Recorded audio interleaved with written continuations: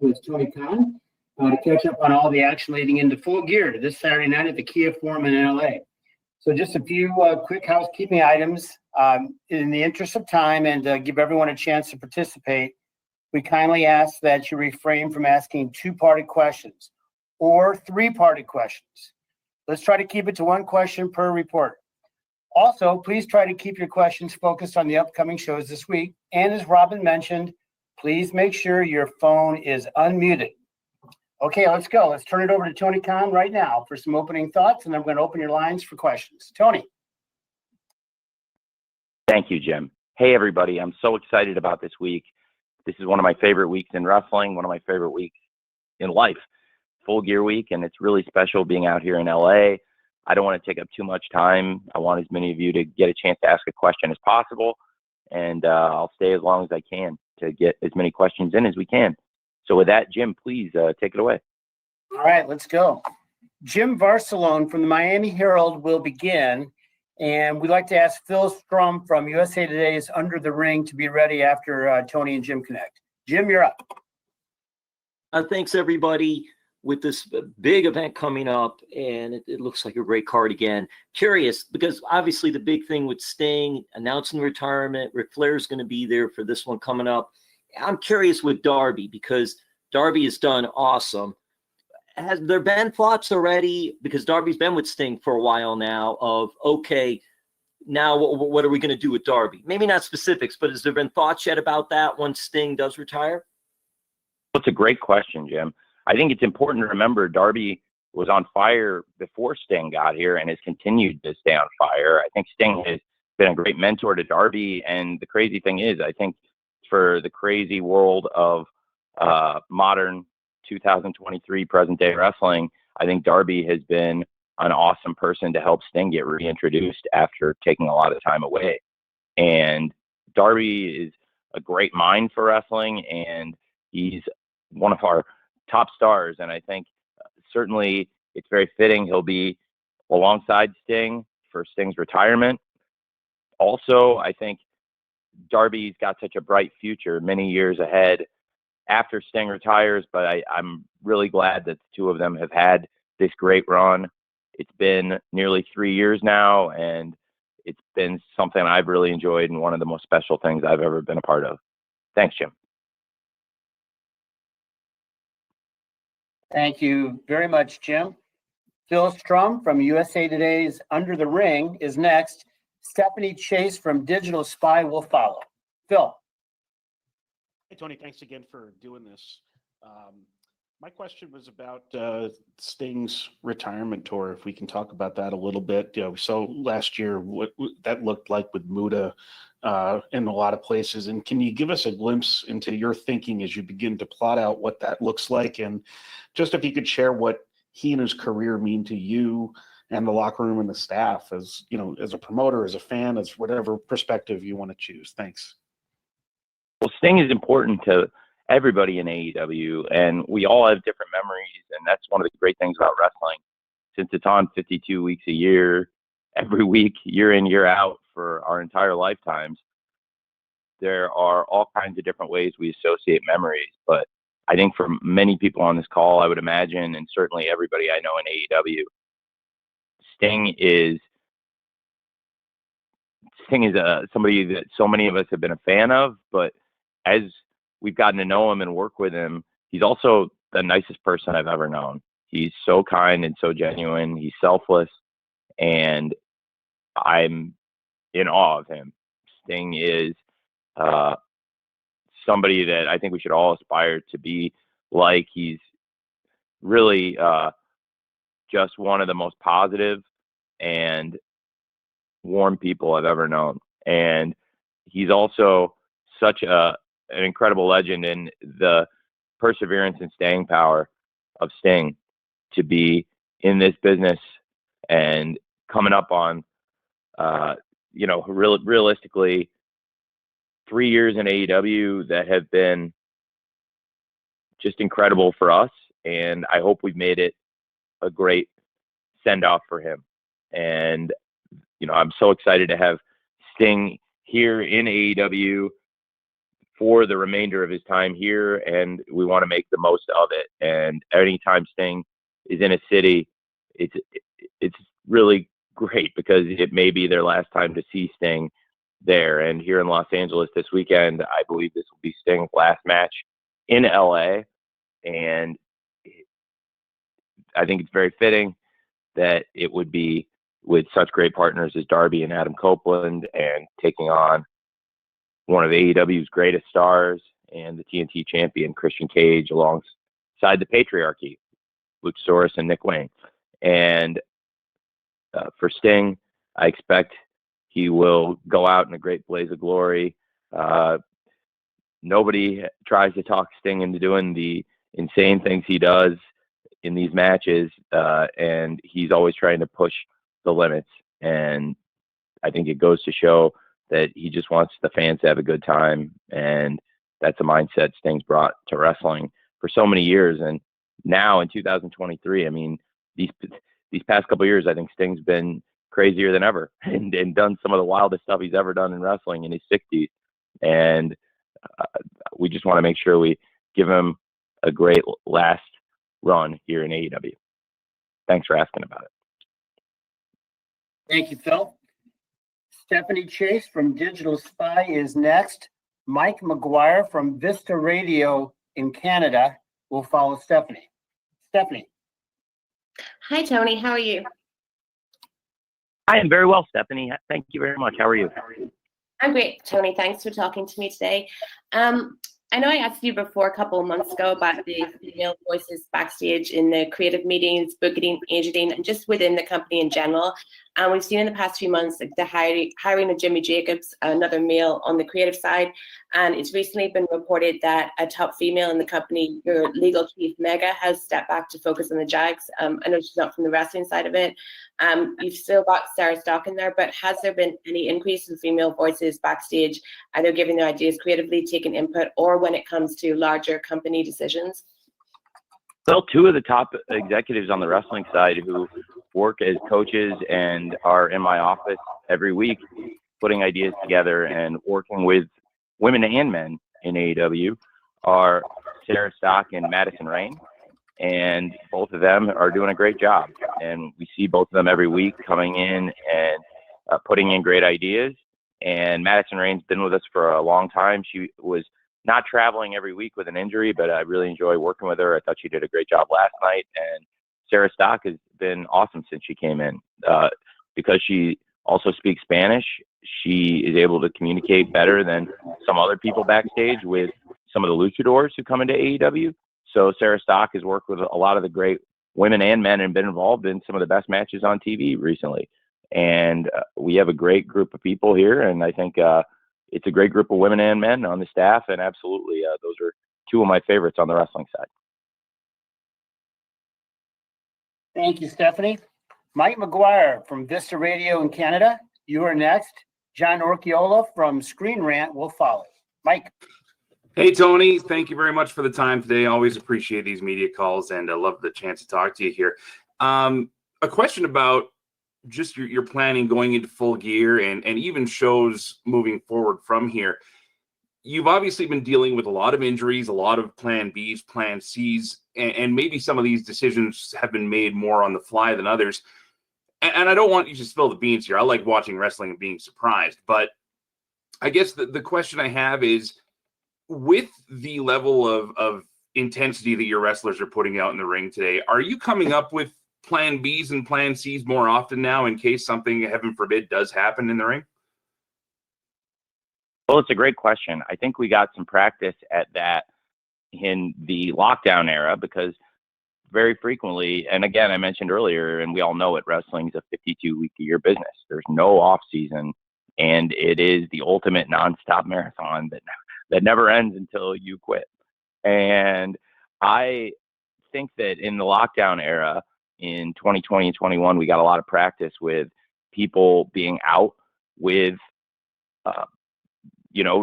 during the lockdown, either exposures or people who had COVID. And so we didn't want them to come in and we would change plans from what we previously had to protect those people and protect everybody. And there were periods of time where lots of people weren't traveling. So I changed a lot of things, and it sometimes led to great moments. Like John Moxley and Eddie Kingston was something that if you watched All Out 2020, there was a battle royal and it came down to Lance Archer and Eddie Kingston. And if you watch it, I think it's clear those are the two guys, not only obviously the two final people in the Casino Battle Royal, but also two people that I was setting up where they were both future John Moxley opponents. But Eddie ended up moving up the order, and that match happened sooner than I was originally planning it. It worked out great. And here we are at Full Gear, and that ended up being the main event of Full Gear 3 years ago, one of my favorite shows we've done. And there's been so many great things along the way that happened due to an injury or a change. But on the flip side, I can't lie to you and say it's been easy or that, you know, I've been happy about it. I think that some of the stuff that happened at Grand Slam in particular, it was such a great show and we're on such a great run of big events, yet losing Adam Cole for an extended period of time and John Moxley for a shorter period of time, but one that also had major effects on the company. These were really challenging, and also those guys were on a roll and doing great stuff. John Moxley and Orange Cassidy were on fire, and Adam Cole and MJF had been just crushing it for us. So it really was challenging those in particular, and we've had a lot of stuff come up, but I think it's been great how everyone's pulled together. And what's awesome to me is we've been able to continue this awesome streak of pay-per-views. I've said it over and over because I believe it's true. Since Collision started in particular, I think we're on the best run of pay-per-views we've ever done. You know, we started the year great with Revolution, and there were a lot of things I liked at Double or Nothing. And then when Collision kicked in, I absolutely believe that when we went from doing 3 hours of television every week to 5 hours of TV every week, it allows us to tell a lot more stories. And it definitely sets us up in a good position going into the pay-per-views, not only to be able to build up more matches, but also feature more great wrestling on TV every week to get us to the pay-per-views. And it has only made the pay-per-views feel more special. And I believe that the run we're on from Forbidden Door in Toronto, and then the biggest thing we've ever done, of course, All In, Wembley, London Stadium, and then All Out and Wrestle Dream. That's my favorite run of shows we've done. And now we have a chance to extend it this weekend, Saturday, at Full Gear. And it's been a lot of changes to get here. And that isn't dissimilar from Full Gear 2020 in some ways, where there were changes along the way. And that ended up being one of my favorite shows we ever did. And I hope we can continue this great run we're on this Saturday at Full Gear. Thanks very much for asking. Thanks, Mike. John Orchiola from Screen Rant, you are next. Dominic Dangela from Ad Free Shows will follow. John?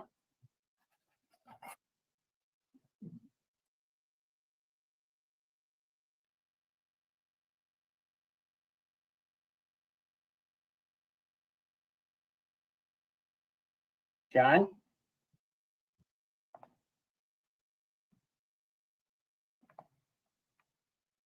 Well, how about we go to Dominic Dangela from Ad Free Shows, and then we'll try John after Dominic. Dominic, are you ready to go? Yeah. Hey, Tony, can you hear me okay? Yep, I hear you great. Okay, awesome. Hey, wanted to kind of get your insight a little bit on the growth and evolution of MJF. AEW's kind of had some sound ambassadors throughout the year from a wrestling perspective. I'd say like Cody Rhodes was a big one starting off, then he left, and you even had CM Punk, but then other talents, Bryan Danielson. Would you consider MJF a big ambassador for you guys as a company? And where do you see his growth growing moving forward as his contract is set to expire in 2024? Well, MJF is the AEW World Champion and the face of the company in so many ways, and has been with us since the very beginning. He was involved in the very first AEW match ever from start to finish, and he's been involved in so many of our best shows and great moments in AEW. And when you talk about the greatest homegrown stars, I think the conversation starts with MJF, and he is a great champion, and we've seen him grow a lot as a champion. When he started, he really took shortcuts, and we heard MJF say he wanted to be a champion who held on to the title by hook or by crook, and only defended it when he was forced to in mandatory matches. And now he's grown into a fighting champion. And I think a lot of this happened when he bonded with Adam Cole. Every time we'd seen MJF make a connection with somebody, he'd stab them in the back time after time. And we don't know what's going to happen with Adam Cole and MJF. Nobody does, I think.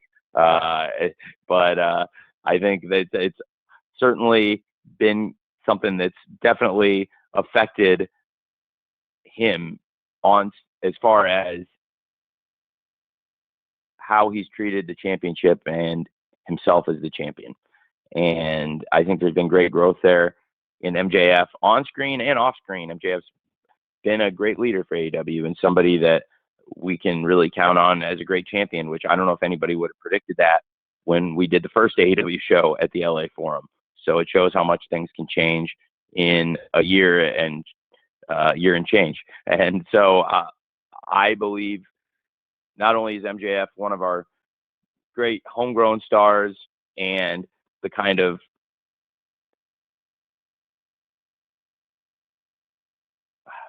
prodigious and the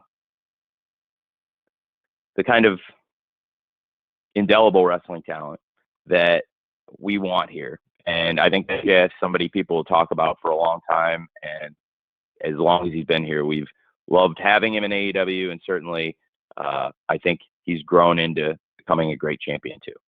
Thanks for asking. Thank you, Nate. Thank you, Dominic. John Orchiola, are you happy to be with us? Hi. No, he can't. We can't get his mic Okay. working, but he sent me his question.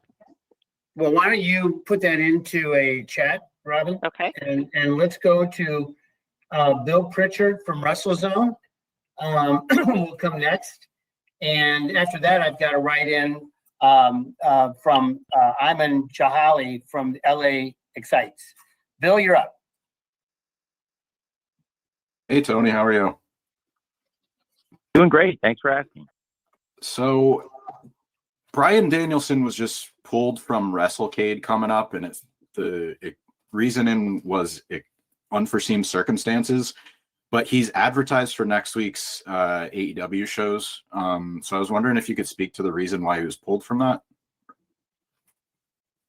I'm not sure, Brian.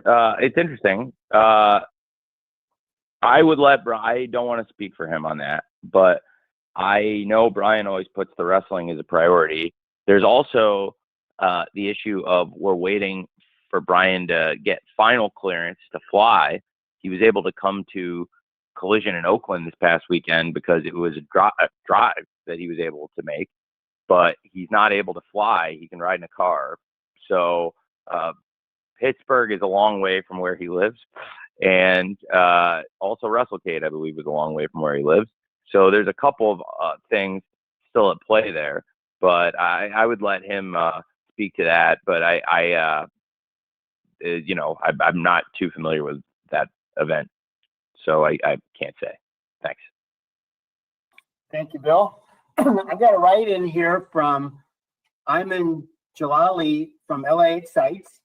And here's his question, Tony. Given how anticipated the Hangman Swerve match is, perhaps more so than any other match on the Full Gear card, please talk about why you think their storyline has resonated so much with the fans. Well, they're two of the top stars. Swerve and Hangman are on fire, each of them right now. And I think they've had a great chemistry. They wanted to fight each other from the beginning. And what we've seen, the way it's played out, it's been a great rivalry. And I think it's great to see in wrestling two people that care so much about beating the hell out of each other. And what started as a rivalry about who can out wrestle each other and who is going to be the bigger star going forward has turned into something far more personal. And I've really enjoyed it. And I thought last night was an incredible segment, and a lot of credit to both men for making it possible. I think Swerve, some of his actions along the way have been unscrupulous, but they've made for good wrestling. And I've had people ask me at times questions about some of what's happening with some of the heels and why I haven't punished them for some of the things they've done.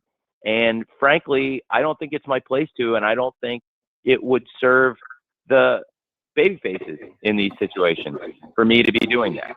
And it's come up also in the World Championship, and I could address that in another time. But in this situation with Swerve and Hangman, there's been some stuff that's happened outside of the ring, and it's really not my place. It would be the place of the authorities, perhaps. But for me, it's pro wrestling, and I would want them to settle it in the ring. And that goes hand in hand with last night. We are so close to one of the biggest events in wrestling. We're so close to one of my favorite nights. I can't wait to walk into the Forum on Saturday morning and realize fully that it's Full Gear and it's in the Forum. I can't believe it. And it's going to be awesome. And this is one of the reasons. I'm so excited for the Swerve Hangman Texas Death Match. And we're bringing the Texas Death Match to Hollywood. I think that's awesome. And these are the two guys you'd want to have in it. And as for should I have suspended Swerve or, punished Swerve for the home invasion? Absolutely not. I think that's the place for the legal authorities to do stuff like that. And in this case, I want them to settle it in the ring. And it's helped make what you just said in your great question a lot of interest in one of the most anticipated wrestling matches of the year, which is Hangman Page versus Swerve Strickland in the Texas Death Match this Saturday at AEW Full Gear in Los Angeles. And I can't think of a better way for them to deal with their issues than in the ring. And that's why last night, when we're so close to the pay-per-view, I had said these two cannot touch each other. And if either of them attacks the other, they attack each other, the match is off, and both of them are banned for the rest of the year, which nobody wants. And certainly neither of them and their families and their businesses, they don't want that. So it ended up making for a very effective segment. And I think we heard Hangman as angry as we've ever heard him. And he's been in some of the best Texas Death Matches I've ever seen. And Swerve's on this incredible run. We saw Swerve had Hangman's number at Wrestle Dream in Swerve's hometown, Seattle. And I can't wait to see what happens this Saturday at AEW Full Gear. Thanks. Thank you very much, Iman. We're going to go now to Jaime Falcon from the Los Angeles Times. And following Jaime, we're going to then go to Amy Nemedy from WrestleJoy. Jaime, you're up. How's it going? Tony, thank you for making time for us today, and hope you're enjoying this beautiful LA weather compared to what you had to deal with yesterday. Yeah, it's great.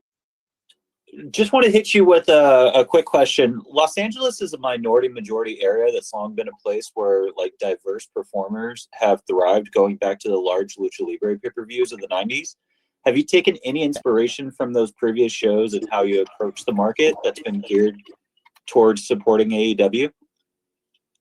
Well, it's a great question. And certainly the market has shown great support for the Lucha Libre stars. And we've been trying to integrate more great Lucha Libre into the AEW programs week in, week out. And it's paid great dividends, and I'm excited about it. And it's great having so many of the top Lucha stars in the world competing in AEW. And going forward, we want to do a lot more of it. And I absolutely think it's a great point. And it's something that we've been thinking a lot about, and I've been trying to cultivate relationships. Of course, everybody saw Mystico came in recently from CMLL and competed in AEW. And from the beginning of AEW, we've tried to have great Lucha Libre stars involved. Some of the most decorated wrestlers in the history of AEW are the Lucha Brothers, Pentel Zero Miedo and Ray Phoenix, who've held the World Tag Team Championship and the World Trios Championship, and Ray Phoenix has held the International Championship, which puts him on a very short list with Pac and Kenny Omega as, I believe, the only 3 people in AEW ever to hold singles, tag, and trios championships. And we have, in addition, this weekend, something I'm really excited about, which is the return of Roosh. And when Roosh and his brother Dralistico and the LFI came back to AEW, I think there's been so much interest, and Roosh brings an intensity and an authenticity that everybody can see when he gets out and fights. And his brother Dralistico has so much upside, so much potential, and they've earned this spot in this World Championship match. The fans are behind LFI, even though they're very polarizing in AEW. And it feels like Roosh has that chemistry, that leadership to make LFI very relevant as well. Andrade El Idolo has been a great competitor for us lately. And in addition to the great stars in AEW, young stars that we've been trying to bring up, like Commander, who we signed, I also am really excited about the return from injury of Bandito, who I would have loved to have featured this week. He's one of my favorite up-and-coming wrestlers, and he's a great person. I think the world of Bandito, and I wish he was healthy, and he will be soon. So there's a lot of great lucha stars in AEW, and certainly it's a great market for that. And that's a great thought and a great point. And certainly across this week, we tried to have a number of lucha stars involved this week with AEW in California. Thanks for asking. Thank you, Lanny. Amy Nemedy from WrestleJoy is next. Sean Ross Sapp from Fightful will follow Amy. You're up, Amy.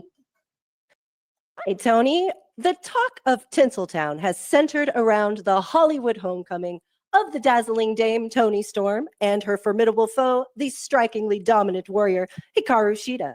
As the head of entertainment, Mr. Khan, could you give us a peek behind the velvet curtain to your thoughts of this thrilling showdown at Full Gear for the AEW Women's World Championship? Yeah, I'm really excited for the match. I am very excited about Hikaru Shida versus Toni Storm for the AEW Women's World Championship. It's been a great rivalry, and I'm excited about the match and to take a closer look at it this weekend. I thought the sit-down interview last week was very compelling, and there were some great points. First of all, you have to look at Hikaru Shida, who is the most accomplished champion, arguably, in AEW. I think she would be on a very short list, certainly, of the great women and men who've competed in AEW since the first year and dominant competitors. And Hikaru Shida has not been pinned or submitted in 2023. She's been a great champion, and when she regained the championship, she put herself on not only a very short list, but I believe ensured her immortality in the AEW history books. And the run she's on is amazing. And it was a great sit-down interview between Shida and Toni Storm. And something I thought was such a great point was when Toni Storm answered Shida's question. Shida asked Toni, what happened to you? As it's clear, Toni's changed a lot, and some people think she's lost her mind. And Toni said, you happened to me. You're the one who's caused all this. You know, I've changed because of you. And it's true. Shida had Toni's number.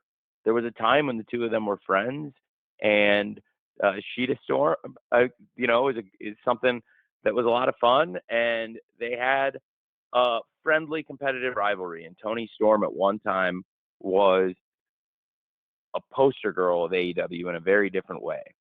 And she had something that some might consider of a fall from grace. I see it differently. When I sat down with Toni a long time ago, we had a shared vision for this stuff. And I came to Toni and showed her some ideas, old Hollywood movies, and it's exactly the kind of stuff she loved. And she had a vision that was very similar of a starlet. And the word she had used at the time, months ago when we talked, this was a long time ago. It was when we first started, it was a long time ago, and I'll say this, it was when I first started working on getting Mariah her visa and stuff. And that took longer than I would have liked, but it's worked out great.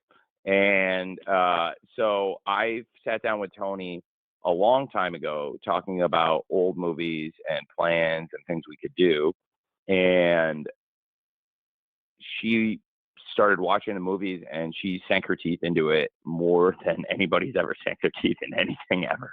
And she had such great ideas, and then we brainstormed, and I think Tony's great and love working with her. And it's just incredible. She is not just channeling the Hollywood starlet. She's become the Hollywood starlet. And it's undeniable. She is timeless Toni Storm now. And I've tried to come up with ideas to involve her in the show, get her more of her segments in, tell the story differently, and portray her and feature her differently than anybody else. And now I think for that great axiom or test, like the Halloween costume wrestler is a wrestler who is enjoyable and is a star and has a gimmick that somebody could go out and do for Halloween, and and isn't just necessarily a vanilla, something special. Well, I think if somebody wanted to go out and paint themselves black and white and be Toni Storm, that would be a hell of a Halloween costume. And I think she's grown to be something of an immortal character in AEW. I used that word earlier, and I mean it, because I think there's stuff in wrestling that people will remember years from now and talk about. And I think she's doing something people will remember for a long time, and it's only going to keep getting better and better as we keep going on, and it's really just getting started. And I think it's important to remember that, like Tony said, it got started with Shida, and Shida's the one who set her down this path to madness. Is it a path other Hollywood starlets have followed, like Norma Desmond or many others? Is there some Margot Channing self-absorbedness in there? Is there well, frankly, I'll save some surprises and not say much more about it, but I am excited about what's happening with Timeless Toni Storm and Hikaru Shida. I think they're two of the best stars in AEW, and I'm so excited about the match and what Hikaru Shida is doing as the world champion now for the third time, and about Toni Storm's Hollywood Homecoming this Saturday. Thank you. Thank you, Amy. Sean Ross Sapp from Fightful. Unmuted. And Sean will be followed by Dave Meltzer from the Wrestling Observer. Sean. Hey, Tony. A couple weeks ago, we had the announcement of the All In pre-sale, and now we have hype surrounding an upcoming signing at AEW Full Gear. Much is made when you have these announcements, or even announcements of announcements. How do you sort of weigh when you do that and sort of decide how you hype them up and to what degree you hype them up? Because obviously that's something that's talked about a lot in its own. Well, it's a great question, Sean. That's a really well thought out question. Muted. And it's something I weigh all the time, because we have to announce matches and announce moments and announce huge things and signings. And sometimes you just try to do what feels right and create engagement. And that's something we've been able to do, whether it be on television or through social media. I think certainly we created a lot of awareness about Wembley by putting a lot of fanfare around the announcement, and then putting it on television and getting a lot of eyes on it and conversation about it. And I think now there's a lot of awareness about the December 1st on sale. And I think we've been able to use the TV and social media at times to get people excited. And then there's times where I like to keep people on their toes, and it was fun to have something this past week on Collision that people are blown away by, and that's the Continental Classic, which people are really excited for. And I'll have more information about that right after Full Gear. And for those of you coming to Full Gear, I can even talk to you with a lot more details in the scrum after the pay-per-view about where this is going and who's going to be involved in the Continental Classic and what's going to be taking place there in the weeks to come after Full Gear. I think right now I want to keep as much focus on Full Gear as possible. And you mentioned an announcement I had about a new signing. I'm really excited about that. And I think that's going to be someone that will be a great addition to AEW, and it's going to be a big deal. And, as for how to announce the announcements or when to announce things, it's something that definitely there's lots of different ways to slice and dice it, and there's tons of different ways to approach that. But really just trying to create excitement around our big promotions, events, wrestlers, and get good buzz around the company. And I think we've been able to do that. Last night's show was very well received, and I think people are pumped for Full Gear this weekend. On Saturday, I should add, by the way. It's weird, not the pay-per-views on Sunday, but I'm very, very glad we'll be doing it on Saturday, and then I'm able to red-eye back for the Jags game too. Thanks, Sean. Thank you. Thank you, Sean. Dave Meltzer from the Wrestling Observer is next. Paul Berry from Newsweek will follow Dave. Dave? Hey, Tony, how are you? Hey, I'm great, Dave. How are you? I'm great. I'm great. I'm looking forward to the weekend. And so as far as I guess it's what I'm kind of curious is you've done pay-per-views actually with shorter windows between them in the last, since the end of August. And what have you learned, pros and cons as far as putting it together and business-wise from doing that? And also, are you close to $1 million gate for Saturday? Yeah, that's a great great question at the end there too. We are approaching it. We've got a great gate. I think it's closer to the 900,000 range right now, and we've got a great chance to make a push with a big walk up. And I think it's going to be one of the biggest crowds we've had all year, and it's going to be certainly a lot of fun. And I would put the Forum on a very short list of my favorite venues in the world. And it's been a lot of interesting and great things that we've come from doing more pay-per-view events for us. And it's definitely been great for the business, bottom line. And that is something I felt confident about, frankly, Dave, from years of studying wrestling economics and business trends.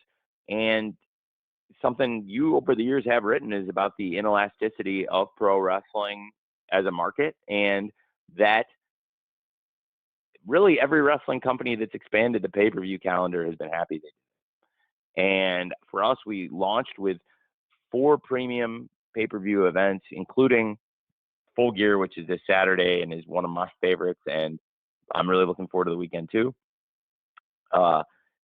When we added Forbidden Door, it made so much sense. And when that was not only successful, but it was the biggest debut of any of our pay-per-view shows, that made me see that, that what you've said for years, there's a lot of merit to it. And there's now, after we've established ourselves and built up the 4 events we launched with, Revolution, Double or Nothing, All Out, and Full Gear, and we added then we added Forbidden Door.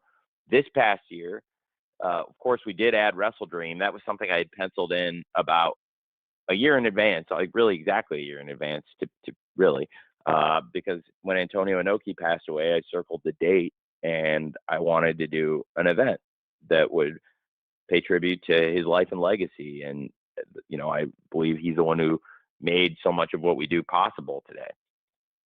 And I also, of course, felt really strongly about adding All In. And as you said, there's been different lengths between some of the pay-per-views It's been anywhere from a week to a month or over a month.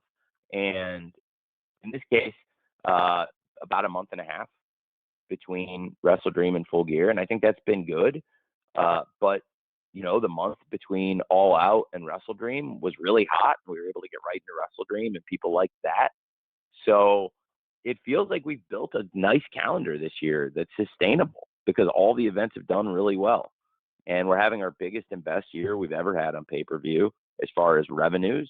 And it's also been our, in my opinion, so that, I mean, that's a fact. It's been our best year in terms of revenues and buys. We've brought money in hand over fist, and every pay-per-view we've done this year has done really well.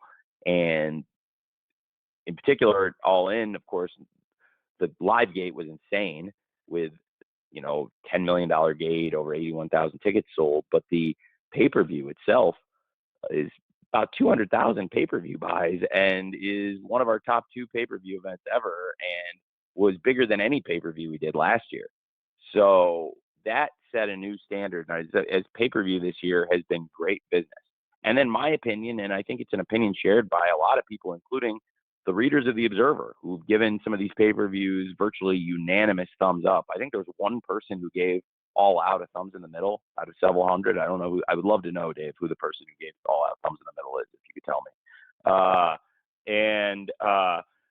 You know, Wrestle Dream, I think, was pretty similar, almost unanimous, if not unanimous, positive feedback. All In was an amazing pay-per-view that not only set all our box office records, but was a great show. And Bryan Danielson, when he came in last week, said he thought it was the best wrestling show he's ever seen in terms of everything involved with it. And, you know, and then Forbidden Doors, probably one of my favorite things. And I have never been more excited for anything than for Bryan to go out to Final Countdown to face Okada. And it has been great expanding the pay-per-view calendar. And also, I think this show, people feel really good about these shows in recent weeks. Dynamite was well received this week. And I think really, for me, I love the card up and down. So it feels like adding more pay-per-views has been a good thing. And then we haven't talked about World's End, which is the other new event we're adding, that so far everything indicates it's a really strong positive. The ticket sales are off to a great start, and I have every reason to believe, based on the data from this year, that pay-per-view will do very well, hopefully. And so, yeah, we've learned a lot by expanding the pay-per-view calendar, and it's mostly been really positive for us. Thanks, Dave. Thank you, Dave. Paul Berry from Newsweek is next. Excuse me. And then I've got a write-in from Aranava Ghoshal from Sportskeeda. Paul. Hey, thanks for the time, Jim and Tony. Congrats on a really strong Full Gear card, shaped up really nicely. Significant part of the build for Full Gear has been the many threats coming after Max and the AEW World Title, especially the secret identity of the person behind the devil mask. So my question is, when you're building a story with a secret reveal like this, are you actively trying to leave clues for fans to follow and find along the way? Or are you more working to protect that reveal for the sake of making it feel like a bigger surprise? Well, that's a great question. And I don't want to tell you what's what. Are these clues? Are these red herrings? Certainly we've put a lot of information out there, and it would be cruel of me at this point, after everything we've done, to tell you what, is a red herring and what is important information for later. But I do think we've shared a lot of information in the course of this story. And really, it's been, for me, one of my favorite things on the show. Certainly it's been challenging with Cole getting hurt, but we're all looking forward to having him back. He was on such a great run, and it's one of the things I take the most pride in when we look back at the end of the year, because Adam Cole, people, I think after his head injuries, when he came back, I think he had been so hot when he came in 2021, and for better or worse, I don't know if people believed he was ever going to get as hot as he had been. And then in 2023, He defied all the expectations. I think there's a lot of people that really like Adam Cole, and I think there's a lot of people that believe in Adam Cole. But I honestly believe, and I've said this to him, and I said it to him in London right after Wembley with tears in his eyes, and I told him that I take as more pride in this probably than anything we've done all year, that there's people that didn't think he would get as hot as he had been in his peak of his career. And I believe in 2023, he's been hotter than he ever was or has been. And for us, certainly, he helped move so much business. And Adam Cole is one of the most important people in AEW. And it was brutal when he got hurt at Grand Slam, completely different than some of his prior injuries and just a total fluke thing. And we've responded since then, trying to put on great shows. I think Wrestle Dream, after he got injured, was a great event, and we've had a lot of great shows since then, and I believe Full Gear will be a great event. And, I really look forward to when Adam Cole can come back healthy to AEW. And I think for having, MJF and Adam Cole as the tag team champions of Ring of Honor at All In, we started the show so great, we ended the show so great, and I believe that MJF and Jay White in the main event of Full Gear is such a great rivalry between somebody who is one of AEW's greatest homegrown stars and one of our best new generations of free agents. And their rivalry has been against the backdrop of the interference from, for lack of a better word, the devil. And as to the identity of the devil and what's been established along the way, I think it's something to keep an eye on. But we've seen a lot of people get involved along the way. Adam Cole from a distance has maintained his relationship with MJF, and we've seen Roderick Strong and the Kingdom are paying close attention to all of this. And now Samoa Joe is looming large, and Samoa Joe has made it known that he's here to help solve this problem for a price. And then there's Wardlow, who's also looming large, and a lot of interesting things happening. And I'm very excited for Full Gear. And I think having MJF versus Jay White and knowing what's happened along the way, of course, the devil, I have a bone to pick with whoever it is, because the Acclaimed are great stars for us, great draw for the company. They move so much merch for us. And for whoever the devil is to take out the Acclaimed, I have a bone to pick with the devil myself now. And I think it's going to be excellent when MJF and Jay White lock up. And as for all the other people who've become entangled in this situation, Samoa Joe, Wardlow, Adam Cole, Roderick Strong, the Kingdom, potentially others along the way, it's definitely something to keep an eye on. And it's created a lot of intrigue in AEW. Thanks for asking. Thank you very much, Paul. Here's a write-in guy from Aranava Ghoshal from Sportskeeda, and then Hector Diaz from the Los Angeles Times will follow. Here's the question, Tony. Full Gear will feature Adam Copeland's first AEW pay-per-view match. What are your thoughts on working with the veteran and his excitement for the upcoming match? I really have enjoyed working with Adam Copeland. He's got a great mind for wrestling, and it's very fitting that he's teaming with Sting and Darby Allin. And in particular, Sting and Adam Copeland have a lot of similarities. They're both so positive. They walk in and they both are imposing figures, yet they are very kind-hearted, and they could be big, intimidating guys if you didn't know them. And yet when you get to know Adam Copeland, it's similar to what I said about Sting before, where Adam has such a good heart. He's a great family man and has great values, and I think he's a really honest person in all my dealings with him, and certainly somebody that has a lot of respect in our locker room and from fans around the world, and a huge following. And Adam Copeland, when he came into AEW, I think he was in denial. And he was in denial about who Christian Cage has become. Christian Cage, the patriarch, is a different person in AEW than he had been anywhere else in his career. He's a much darker figure.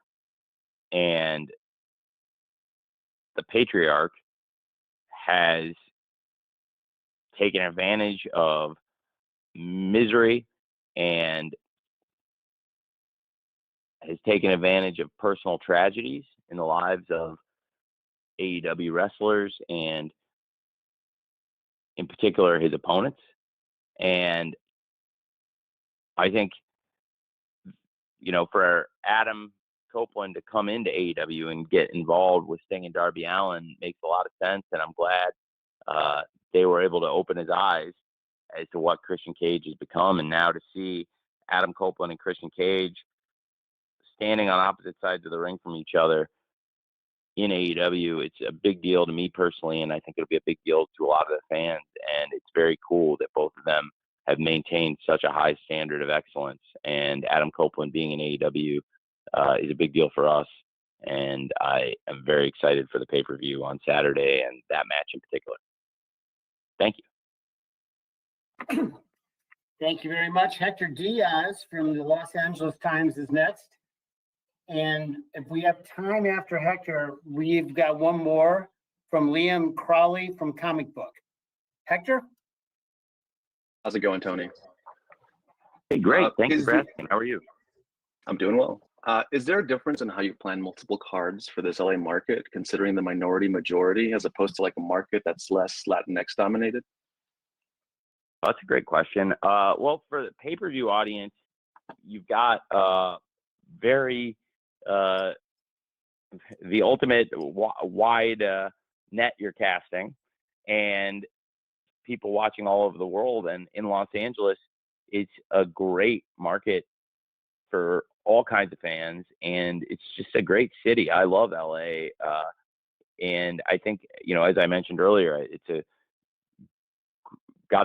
city with a great history for Lucha Libre and pro wrestling in general. And AEW's had a lot of success here. It's been one of our best markets. We debuted in Los Angeles finally at the Forum here in 2022 and had a great first ever event.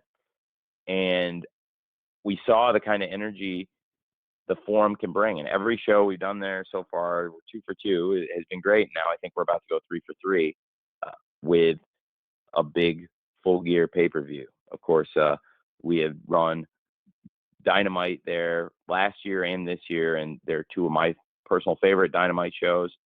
And the crowd brings so much energy, and definitely there's a great Latin fan base in LA, and Lucha Libre has had a good amount of success there. And so we've had some involvement from luchadors on Dynamite and, of course, on plan for Full Gear, and we'll see more of that tomorrow on Collision and Rampage. I think it'd be fair to say, and very excited for that. Of course, we've announced Roosh versus Dax Harwood, which is a great match for tomorrow at the Forum, and a lot more to come for the big 3-hour block of live Collision and Rampage, followed by the countdown to Full Gear. So a big 3.5-hour block, something we haven't had before like this on TNT, and is a great show of support from our awesome partners at Warner Brothers Discovery to give us 3.5 hours tomorrow night for a Friday night block on TNT. And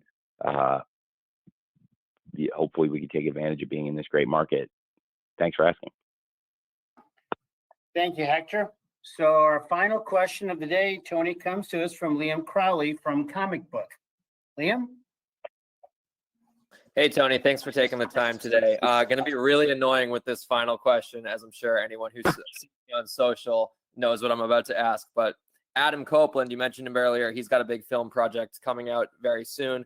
Percy Jackson and the Olympians coming out December 20th. 2 days after that, your world champion MJF stars in the Iron Claw, the A24 movie. I know neither of those projects are under the Warner Brothers Discovery banner, but do you have any ambitions to do some kind of cross promotion with both of them, considering that these are two of the first times talent from your roster is crossing over into Hollywood? I can't speak to Adam's project, which is really exciting, and I know a lot of people are talking about. I got on the flight in, I got stopped to talk about it, and I think that's awesome, and it's great for AEW. With Max's project, the Iron Claw, yes, I do think there is. I do think there's a great opportunity for us to promote the Iron Claw, and I'm optimistic that we can. And it's very cool that we'll also be going to Dallas along the way, which is pretty neat and means a lot to me. And that is something we do every December, and great timing with the release of the Iron Claw. Thank you, Liam. Tony, any parting thoughts? Any final comments? Yes, thanks, Jim. Yes, I will give my Rod Serling at the end of the Twilight Zone soliloquy now.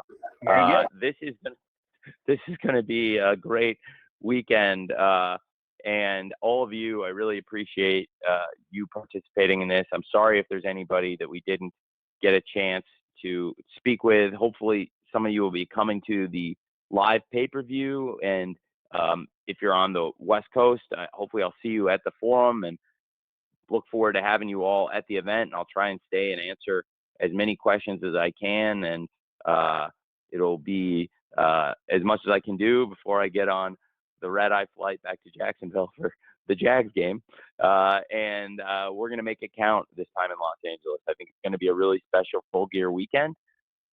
I really appreciate all of you. I don't think it would be possible for AEW to exist or to have sustained this kind of success for years now without all of you and the great coverage each of you provides. And each time I talk to all of you, I really appreciate your contributions. It's great to hear so many of your voices.